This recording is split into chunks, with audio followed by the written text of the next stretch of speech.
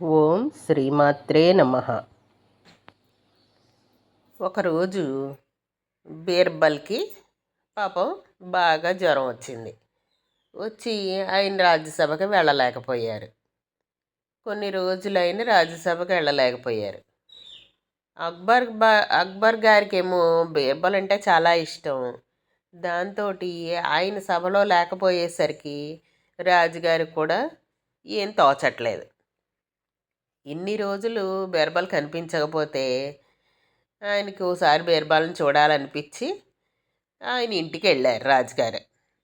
వెళ్తే బీర్బలు జ్వరంతో చాలా నీరసపడిపోయి చిక్కి శల్యం కింద అయిపోయి ఉన్నారు పాపం.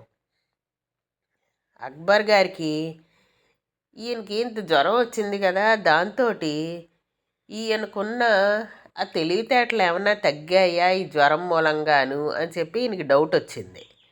వచ్చి బీర్బల్ మంచినీళ్ళ కోసం అని పక్క గదిలోకి వెళ్ళారు. వెళ్ళినప్పుడు ఏం చేశారు, ఈ అక్బరు ఆ తన చేతి రుమాలు ఉంటుంది, కర్చీఫ్ ఉంటుంది కదా, ఆ కర్చీఫ్ తీసి మంచం కోడి కింద పెట్టారు. పెట్టేసరికి బీర్బల్ పక్క గదిలోకి వెళ్ళారు, మంచినీళ్ళు తీసుకొచ్చారు, రాజుగారికి ఇచ్చారు. ఇచ్చి మళ్ళీ మంచం మీద పడుకున్నారు. పడుకునేసరికి ఆయనకి ఏంటో మంచం మీద పడుకునేసరికి కొంచెం తేడాగా అనిపిస్తోంది. ఈ అక్బర్ ఏమోను ఏమీ ఎరగనట్టుగా బీర్బల్తో కబుర్లు చెప్తున్నారు కానీ బీర్బల్ ఏమో సరిగా వినలేకపోతున్నారు. ఎందుకని మంచం ఒక కోడి కింద కర్చీఫ్ పెట్టేసరికి మంచం ఒక కోడి కొంచెం ఎత్తు వచ్చింది. దాంతో ఏమవుతుంది, అది కొంచెం కదులుతున్నట్టుగా ఉంటుంది కదా, మంచం మీద మనిషి కదిలినప్పుడల్లా అది టిక్కు టిక్కుమని చెప్పి సౌండ్ వస్తూ ఉంటుంది, కదులుతూ ఉంటుంది, వంకర అయిపోతుంది.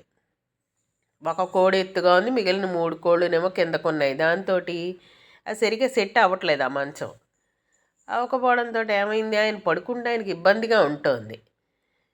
దాంతో ఆయన శ్రద్ధగా వెళ్ళలేకపోయారు. రాజుగారు మాట్లాడుతున్నారు కానీ బీర్బల్ శ్రద్ధగా వెళ్ళలేకపోతున్నారు.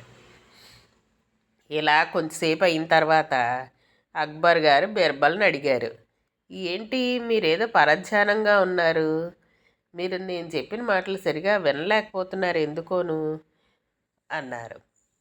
అంటే అప్పుడు బీర్బల్ అన్నారు, ఈ గదిలో ఏదో మారినట్టుంది రాజా, అందుకని నాకు అలా అనిపిస్తోంది అన్నారు బీర్బల్. మారిందా, ఏం మారిందంటావు అన్నారు అక్బర్. ఈ మంచం ఒక కోడేమో ఎత్తుగా ఉంది, మిగిలిన కోళ్ళేమో మామూలుగా ఉన్నాయి.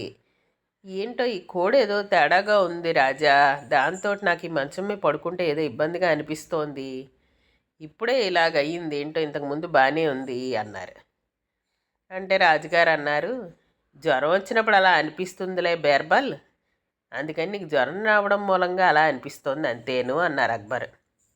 అంటే అప్పుడు బీర్బల్ అన్నారు, మహారాజా నా శరీరానికి జ్వరం వచ్చింది కానీ నా మెదడుకి రాలేదు, అందుకని ఏదో తేడా జరిగింది కోడికి అని చెప్పి ఆ బీర్బల్ నవ్వుతూ అక్బర్తో అన్నారు. అప్పుడు అక్బర్ కూడా నవ్వేసి బీర్బల్కి తను పెట్టిన పరీక్ష గురించి చెప్పారు. నేనే ఇలా కర్చీఫ్ కోడి కింద పెట్టాను, నువ్వు గమనించగలవా లేదా, ఈ జ్వరం వల్ల మీ తెలివితేటలు ఏమైనా తగ్గాయా లేకపోతే అలాగే ఉన్నాయా అన్న తెలుసుకోవడం కోసం నేను అలా పెట్టాను. మీ తెలివితేటలు ఎంత మాత్రం తగ్గలేదు బీర్బల్, మీరు జ్వరంతో ఉన్నా కూడా అంతే తెలివితేటలతో ఉన్నారు, మీరు అంతే జ్ఞాపక శక్తితోటి, అంతే తెలివితేటలతోటి, అంతే బుద్ధిబలంతో ఉన్నారు మీరు అని చెప్పి మెచ్చుకొని రాజుగారు బీర్బల్ని చూసి ఆనందంగా మళ్ళీ తన భవనానికి, రాజభవనానికి వెళ్ళిపోయారు. ఇది ఈరోజు కథ. బాగుంది కదా. ఈ అక్బర్ బీర్బల్ కథలు చాలా బాగుంటాయి. చక్కగా మీ పిల్లలకి రోజు ఇలాంటి కథలు వినిపించండి, బాగుంటుంది. వాళ్ళు కూడా తెలివిగా ఇలా ఉండాలి, తెలివిగా ఉండాలిరా అని చెప్పి పిల్లలకి చెప్పండి. తెలివి తక్కువగా ఏదో ఒకటి మాట్లాడుతూ ఉండకూడదు, బుద్ధిగా ఉండాలి, ఇలా బుద్ధిమంతుడిగా ఉండాలి, తెలివిగా ఉండాలి అని చెప్తే వాళ్ళు కూడా అంత తెలివితేటలతోటి తయారవుతారు. సరేనా, ఉంటాను, బాయ్.